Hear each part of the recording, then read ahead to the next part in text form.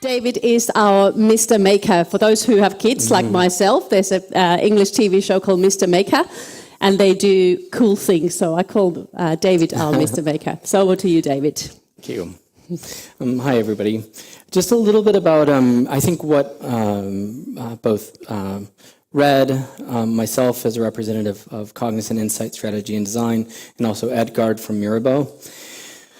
Cognizant is 260,000 people, and most of those people are focused on replicating success at scale, right? And I think the sort of unique opportunity that all three of us have is to do something new and really focus on doing something new or doing the same thing in new ways. And so I think that that's one of the exciting things about this topic is that the new ways that we find with and through our customers. So I'll talk a little bit about how that works, specifically in the context of product definition.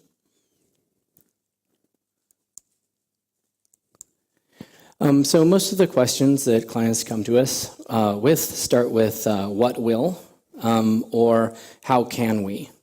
And we work with a lot of global companies, but normally there's a degree of ambiguity in the question, which is why a sort of best practice doesn't necessarily apply to their situation. And what we do is we work with our clients. Usually, the first step is to create a presentation, a case for their board. So much like a startup, we go in front of a product innovation board, and we make our case. And what the board wants to see are three things, like is this desirable? Is this something people want? Is it feasible? Is there a business model behind us? When are we going to make our money back? And then finally, what do we do first? What's the next first best thing we should do to get this thing to market? And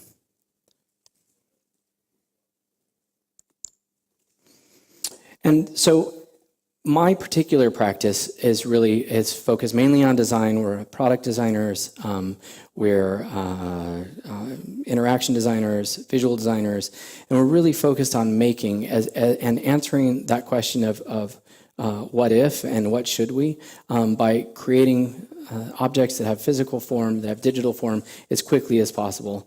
And we do think that there's nothing wrong with ideas, but for it to be innovation, it has to be out in the world because there's something about innovation that is organic, that takes on a life of its own and grows. And that's when it's really exciting. It's great to have big ideas, but it's better to have a big product and have the product surprise you.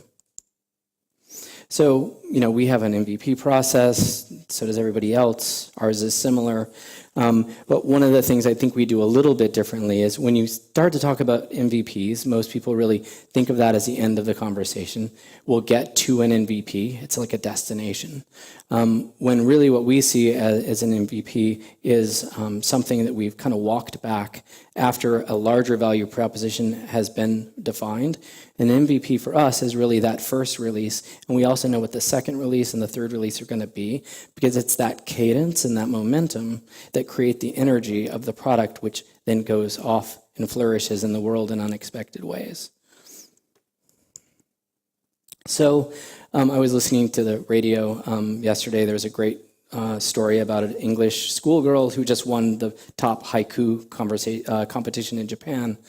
Her haiku teacher was called Little Onion, and he had this phrase that really caught my attention. And so his phrase was, if you want to understand the mountain, you have to go to the mountain. And so I think that that's something that we're continuously pushing our clients and internally, and you're probably facing this challenge too. People will always tell you, hey, you don't need to go to the mountain. I'll tell you how high the mountain is. I'll tell you what types of trees are on it, how many trees there are.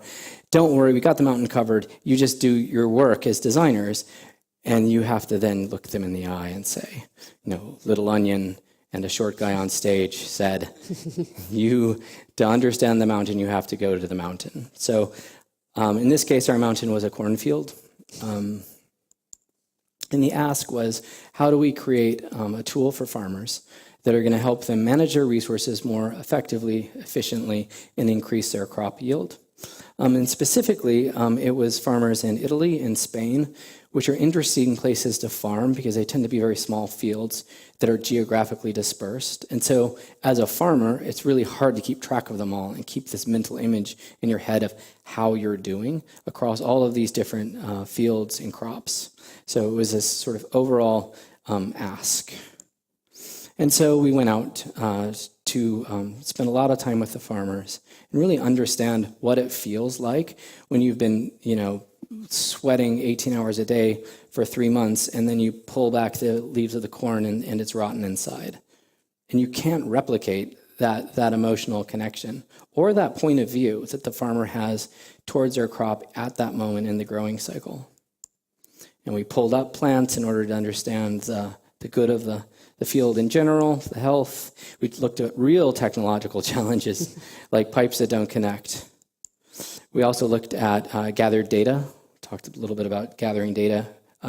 Earlier in this case, we're looking at soil compaction. So you take a little sample just to see how packed down the soil is.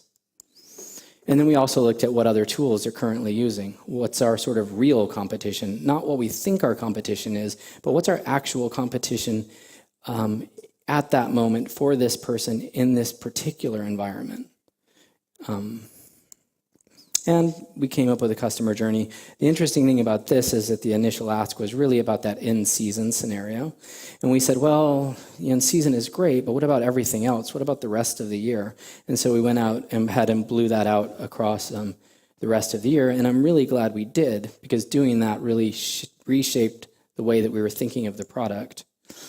So the key concept that we came up with, which is an obvious one for someone who actually is out in the field, but not necessarily for someone, say, in an office in Amsterdam, is that the growing season is very, very different from the rest of the year. It's got 18 hours a day. You're making dozens of decisions in the moment. Those decisions need to be made immediately.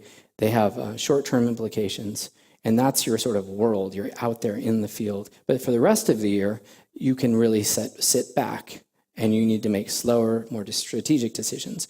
So this sort of informed our approach to the product. So in-season use, it's alert-driven, it's prescriptive. What do you do next?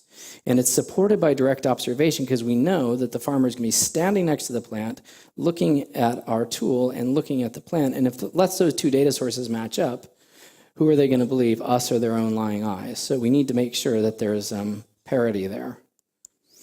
Off-season, though, it becomes a much more complex, sort of richer conversation. And this is probably email-driven. It's something that they're consuming at their desktop. It's strategic, and it's supported by a lot of external data sources and a lot of higher-level considerations. So, right. So this is sort of our mindset going into the product. So what we do is we have mapped out the issues that farmers face over the year, and we pick off particular problems, and we do what we call co-creation. So we go in and we say, okay, let's imagine one of the plants is showing atrophy just before harvest time. What kind of tools would be useful to you in that moment to solve that problem? And so they want to be able to capture and record the problem and also the location of the problem. They can do image match on the fly for a quick diagnosis. Lots of these problems in this in-season are visible, whereas problems out of season, like soil compaction, are invisible. They also want to get recommendation from an expert source if they need sort of a richer interpretation. So we take that, we come up, we do a sample interface, we have some features, we go to the farmer and we run this past them again. Say, like this? And they say, yeah, kind of. And we refine and iterate. But one of the things that that in-season, out-of-season mindset taught us was that this same problem needs to be thought of in two different ways. There's the first-person way, but then you also want this third-person way. You want this top-down way, because what are the problems individually adding up together? So in this case, we also have a field health perspective, which is a satellite animation, overview of crops, how they're growing, any reported problems. You can see the surrounding fields, how are they doing? You can understand the overall health, share with the community. You can you have a diary essentially of past problems and an analysis overall of field health and recommendations. So that's that. Without going in, understanding that holistic perspective, we wouldn't have known that we needed two different views of the same issue. That's really cool, David. I love the way you've explained to us the whole journey, and I'm assuming that when you were delivering these ones and you were testing them, you're again out in the field, talking to the farmers, testing the ideas with them. So the whole thing where it starts with the human is intercepted with the human all the way through the process as well. Cool. Thank you very much. Yeah. Thank you, David.